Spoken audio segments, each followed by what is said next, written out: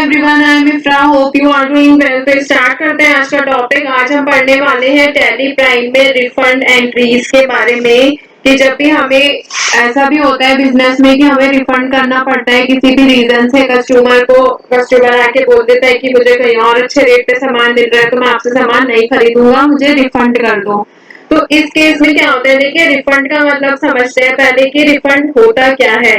तो पहले मान लेते हैं कि कोई गुड्स हमसे परचेज कर लिए और उसको वापस कर देता है, बोलता है कि मुझे पेमेंट वापस कर दो जो मैंने आपसे गुड्स परचेज किए थे उसकी। तो एक तरह से रिफंड ये होता है कि उसने गुड्स परचेज कर लिए हैं, फिर सिर्फ पेमेंट मांग रहा है। काफी जगह ऐसा रिफंड जो होता है वो अवेलेबल होता है कुछ दिन तक के लिए। और दूसरा केस क्या हो सकता है कि अगर किसी कस्टमर ने एडवांस पेमेंट कर दी है और गुड्स परचेज करने के लिए वो एडवांस पेमेंट की गई है, तो बट कुछ दिन बाद क्या होता है कि वो कस्टमर आकर मना करता है कि मुझे सामान नहीं खरीदना, जो मैंने एडवांस पेमेंट की थी अब मैं कहीं और से परचेज कर रहा हूँ, तो आप मुझे गुड्स की जो पेमेंट है वो रिफंड कर दीजिए। तो सेलर क्या करेगा, बायर को जो अमाउंट था वो रिफंड कर देता है। तो रिफंड मतलब क्या होता है, जितना पैसा उसने गुड्स को परचेज करने के लिए दिया था, मान लेते हैं यहाँ पे 30,000 उसने एडवांस पेमेंट की थी कस्टमर ने, डेटर ने, तो जो सेलर होगा वो 30,000 उसको रिफंड कर देगा। तो देखिए इसमें केस में क्या होता है कि आपको दो पॉइंट्स वर्ड ज्यादा हाईलाइट हो रहे हैं, एक रिफंड और एक कौन सा, एडवांस पेमेंट। तो रिफंड और एडवांस पेमेंट की ही इसमें एंट्रीज की जाती है। क्यों? क्योंकि 30,000 की जो एडवांस पेमेंट हमने अपने अकाउंट्स में शो कर रखी है, अपने अकाउंट में तो हमने एंट्री कर दी कि एडवांस पेमेंट आ गई है 30,000। तो जब वो रिफंड करेंगे तो उसका भी तो कुछ अफेक्ट पड़ेगा हमारे बुक्स ऑफ अकाउंट पे, बैलेंस शीट पे। तो आज हम यही समझने वाले हैं कि जब भी हम एडवांस पेमेंट करते हैं और हमने उसको अपने अकाउंट की बुक में शो कर दिया है बुक्स ऑफ अकाउंट में, तो जब उसके रिफंड की एंट्री होती है तो उसको कैसे हैंडल करते हैं, कैसे उसकी एंट्री जो है क्रिएट की जाती है। तो इसके लिए सबसे पहले हमें क्या समझना होगा, गेटवे ऑफ टैली पर आएंगे। गेटवे ऑफ टैली पर हम हैं, इसके बाद क्या करेंगे, अगर आपने कंपनी न्यू क्रिएट करनी है तो न्यू कंपनी क्रिएट कर लेंगे, या फिर एग्जिस्टिंग जो आपकी कंपनी है जिसमें जीएसटी आपको इनेबल रखना है, अगर आप मतलब जीएसटी यूज कर रहे हैं तो अब देखिए यहाँ पर डे बुक पे मैं आके दिखा देती हूँ आपको कि हमने यहाँ पर परचेज और जीएसटी की जो एंट्रीज हैं, देखिए यहाँ पर परचेज एंटर करके दिखा देती हूँ।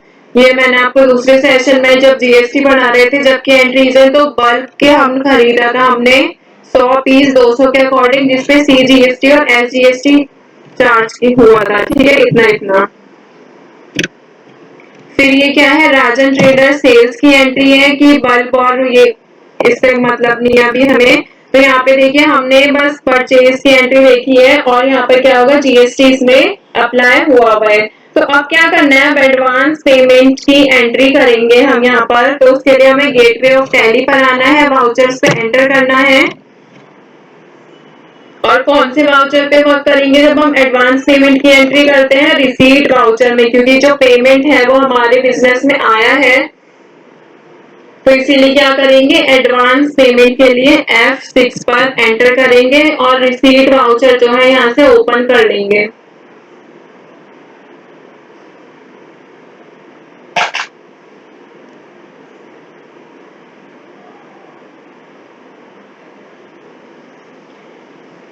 तो यहाँ पे रिसीट वाउचर ओपन हो गया है, यहाँ से कंट्रोल H से आप या तो डबल एंट्री मोड में भी कर सकते हैं, यहाँ से सिंगल एंट्री मोड करते हैं ताकि वो इजी रहेगा।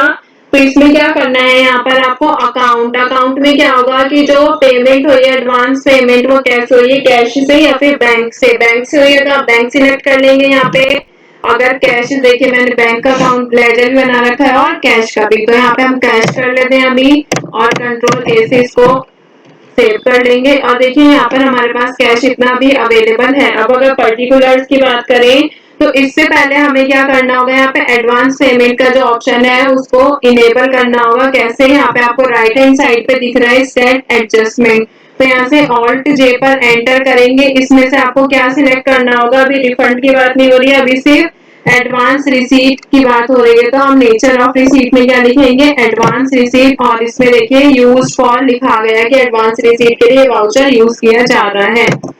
तो आप देखिए यहाँ पे क्या लिखना है आपको, पर्टिकुलर्स में लिखना है डेटर का नेम।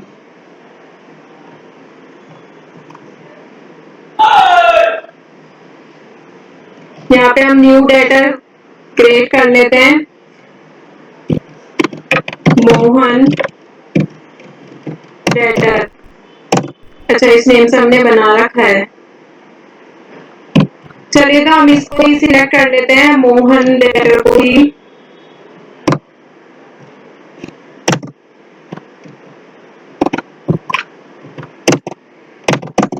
कंट्रोल ए से ये, अब देखिए वाला मेन ऑप्शन आया है एडवांस रिसीव डिटेल्स। तो इसमें आपको पर्टिकुलर्स क्या लिखना है कि आपने जो सेल्स के लिए एडवांस पेमेंट ली थी तो उसी से रिलेटेड होगा। यहाँ पे अगर हम शो मोर पर एंटर करेंगे तो कोई और ऑप्शन एप्लीकेबल नहीं है। तो यहाँ पे आपको क्या सिलेक्ट करना है, सेल्स के लिए एडवांस पेमेंट आपने ली थी तो सेल्स यहाँ पर सिलेक्ट करेंगे।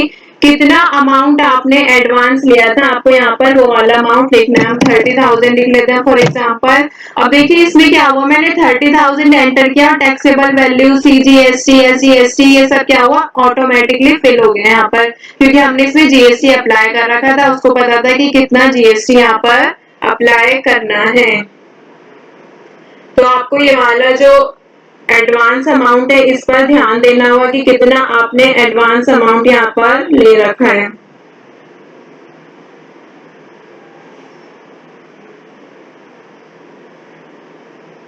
और कंट्रोल ए से आगे बढ़ेंगे यहाँ पर। इसमें देखिए ये क्या है, बिल वाइज डिटेल्स, ठीक है। मोहन डेटर के लिए कितना है, 30,000 है। इसमें आपको एडवांस का जो टाइप ऑफ रेफरेंस है वो सिलेक्ट करना है। यहाँ पर देखिए रेफरेंस नंबर में नेम क्या आया है, रिसीट नंबर का ही आया है। यहाँ पे चाहे आप चेंज भी कर सकते हैं, 15 11 कुछ भी लिख सकते हैं। मैंने 11 लिख दिया, इससे कोई फर्क नहीं पड़ेगा, आप अपनी पहचान के लिए लिख सकते हैं। अगर आपको नरेशन लिखनी है तो आप नरेशन में लिख सकते हैं यहाँ पे एडवांस पेमेंट रिसीव, ठीक है। और कंट्रोल ए से कर देंगे सेव। तो यहाँ पर वापस जाएंगे, देखिए बैलेंस शीट पर एंटर करेंगे। बैलेंस शीट पे यहाँ पर करंट एसेट्स में आएंगे और यहाँ पर सन्ड्री डेटर्स पे एंटर करेंगे। तो यहाँ पे देखिए क्या है, 30,000 जो है दिखा रहा है मोहन डेटर का, क्योंकि हमने 30,000 की रिसीव की है, मतलब एडवांस पेमेंट रिसीव हुआ है, क्रेडिट साइड में आपको शो कर रहा है। तो आपको इतना तो समझ आ गया कि हमने एडवांस पेमेंट यहाँ पे रिसीव कर ली है। अब क्या है, जो एडवांस पेमेंट है वो जो डेटर है वो आके बोलता है कि मुझे आपके यहाँ से सामान नहीं खरीदना, मुझे कम रेट में कहीं और सामान मिल रहा है। तो कुछ दिन बाद ये वाली एंट्री होगी और वो आके बोल देगा कि आप मुझे रिफंड कर दो। तो आप क्या करेंगे, रिफंड की एंट्री करेंगे, एंटर करेंगे। यहाँ पे डेट चेंज कर लेते हैं,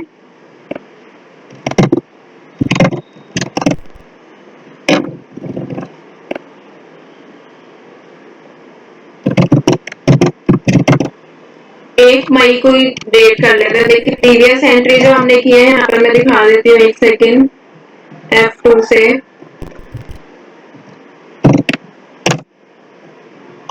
देखिए कब किया हमने, 1 अप्रैल में की है। अब जो एंट्री हम करने वाले हैं यहाँ से हम कब करेंगे, 1 मई की एंट्री करेंगे, ठीक है, कि वो कुछ दिन बाद आया है और रिफंड हमारी कंपनी में इतने दिन तक हो जाता है, इसीलिए ऐसा शो हो रहा है। आप क्या करेंगे, फंक्शनल कीज में से F5 पर, क्योंकि हम क्या कर रहे हैं, रिफंड कर रहे हैं, हमारी कंपनी में से पेमेंट जा रही है, इनडायरेक्ट एक्सपेंस हो रहा है। तो यहाँ पे क्या चूज करना है आपको अकाउंट में कि आप पेमेंट जो है वो कैसे कर रहे हैं, कैश से कर रहे हैं तो हम कैश सिलेक्ट कर सकते हैं। फिर बैंक, तो मैंने यहाँ पे कैश कर लिया, एंटर करेंगे। और यहाँ पे क्या होगा, दोबारा से आपको ये साइड में जो एडजस्टमेंट का ऑप्शन दिख रहा है, ऑल्ट जे से इसको प्रेस करेंगे। यहाँ पे क्या लिखना है, नेचर ऑफ पेमेंट में देखिए यहाँ पे थोड़ा अलग ऑप्शन आए, एडवांस और sorry refund of advance receipt, payment under reverse charge, advance payment under reverse charge. तो हम रिवर्स चार्ज पे वर्क नहीं कर रहे हैं, यहाँ से आप क्या कर सकते हैं, रिफंड ऑफ एडवांस पेमेंट भी लिख सकते हैं। और यहाँ से क्या करेंगे, जो डेटर थे उनका नेम लिख लेंगे, मोहन डेटर। यहाँ पे सेल से रिलेटेड भी सेल्स कितना अमाउंट था, 30,000, वो यहाँ पर कंट्रोल ए से अभी कर देंगे सेव। अब देखिए यहाँ पे क्या करना है, आपको एडजस्टमेंट रेफरेंस लेना है, क्योंकि हम क्या कर रहे हैं, एडजस्टमेंट कर रहे हैं। यहाँ पे एंटर करते ही वो जो हमने एंट्री की थी वो यहाँ पर आ गई है कि हम 30,000 का 30,000 यहाँ पर एंटर कर रहे हैं। तो ये देखिए सेव हो गया। वापस से आते हैं, डे बुक पे जाएंगे, तो यहाँ पे पेमेंट की एंट्री आ गई है, जो एक सेकेंड में दिखाती हूँ डेट चेंज करके भी, और रिसीट की भी एंट्री है। तो अब यहाँ पे बैलेंस शीट में आएंगे, करंट एसेट्स में आएंगे। अब देखिए यहाँ से क्या है, वो वाली जो एंट्री है यहाँ पर, अगर आपको लग रहा है कि डेट की वजह से हो रहा है तो हम यहाँ पे लिख लेते हैं डेट 1/5/24। तो यहाँ पे क्या है, वो वाली एंट्री शो नहीं होगी। एंटर करूंगी यहाँ पे, क्लोजिंग स्टॉक में चले जाते हैं, चाहे कैश इन हैंड में चले जाते हैं, यहाँ पे आते हैं प्रॉफिट एंड लॉस पे,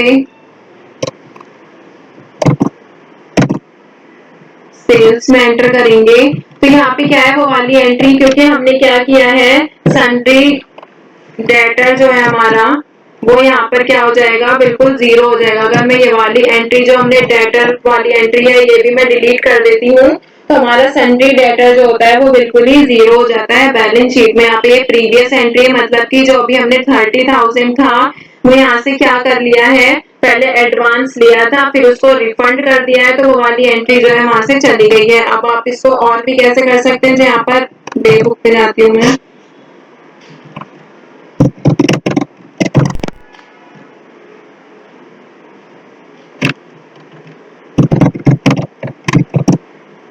एंटर करूंगी इसको अगर मैं नॉट एप्लीकेबल भी करती हूँ ना, तो आपको बस ये सिलेक्ट करना है और ये ऑटोमेटिक आ जाएगा। तो यहाँ पर आएंगे बैलेंस शीट पे, एंटर करेंगे सन्ड्री डेटर पे। यहाँ पे मोहन ट्रेडर्स का जो नेम है वो आ ही नहीं रहा। यहाँ पे तो चाहे आप क्या कर सकते हैं, 1 अप्रैल से हमें 2 अप्रैल तक का डेटा देखना है। तो यहाँ पे क्या है, अप्रैल में मई भी नहीं है, यहाँ पे भी नहीं है, कहीं से भी वाला ऑप्शन आपको शो नहीं होगा, क्योंकि वो आपने पूरा अमाउंट जो है रिफंड कर दिया है। तो आई होप आपको ये क्लियर हो गया होगा कि रिफंड की एंट्री में जब हम पूरा अमाउंट रिफंड कर देते हैं, एडवांस जो आया हुआ होता है उसकी एंट्री कैसे होती है। नेक्स्ट सेशन में देखेंगे कि जब हम रिफंड की एंट्रीज करते हैं बट उसका कुछ अमाउंट जो है हमें रिफंड करना होता है, वो कस्टमर दूसरी सिचुएशन देता है, तो उसको नेक्स्ट सेशन में देखेंगे। Stay tuned and thank you.